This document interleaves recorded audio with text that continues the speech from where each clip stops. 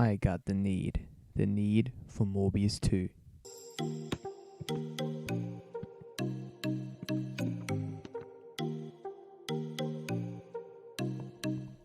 Top Gun Maverick is directed by Joe Kaczynski and stars Tom Cruise in the sequel to one of the most iconic 80s movies there is.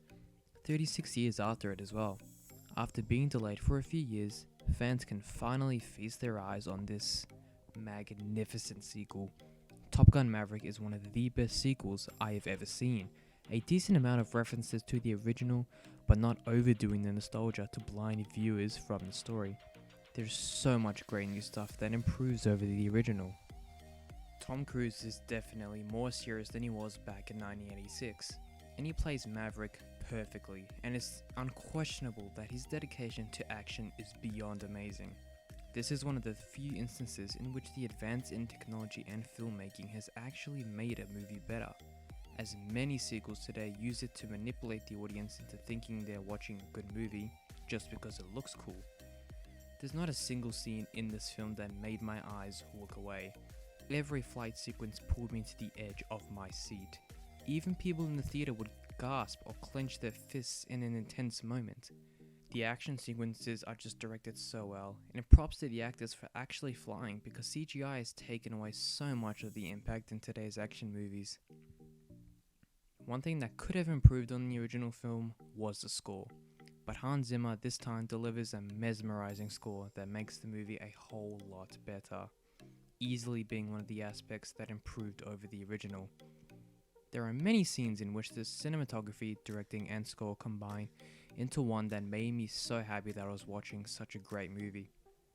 There weren't any new characters that were unlikable. In fact, they are all written to the story very well. One character in particular wasn't in the original, but from one line of dialogue and its delivery, we can tell who the character is. That reminds me, the movie is also funny. Surprisingly so. The humor isn't overfilling, it's the perfect amount and it all works. There's no forced in jokes, and they all fit with the tone of the scene and the movie itself. Every actor does a fantastic job, and they all share great chemistry. All the characters interact perfectly, and I really like how the movie takes advantage of the fact that Tom Cruise has a death wish by mentioning Maverick's stunts. Every scene just fits in perfectly, and there's no dull or slow moments that I would replace or cut out. The emotion is just done so great. You can tell what the characters feel and what tone the scene is. It's almost pretty much perfect. The third act in particular was phenomenal. It went longer than I expected it to go, in the best way possible, as the action just never stops. The movie still went quick though. For its runtime, it's felt really quick. I guess that's just what happens when movies are good. I am shocked by this.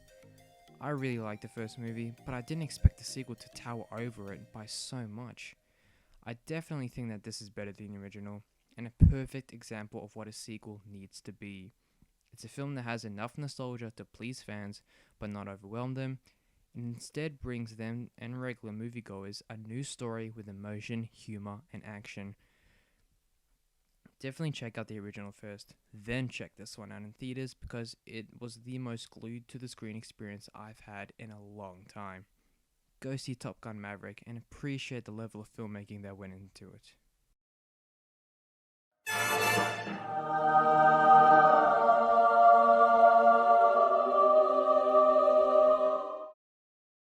So he's climbed up the tallest building, hung off the side of a plane, skydived multiple times, climbed up a moving helicopter, rode off a cliff on a motorcycle, has flown jets multiple times.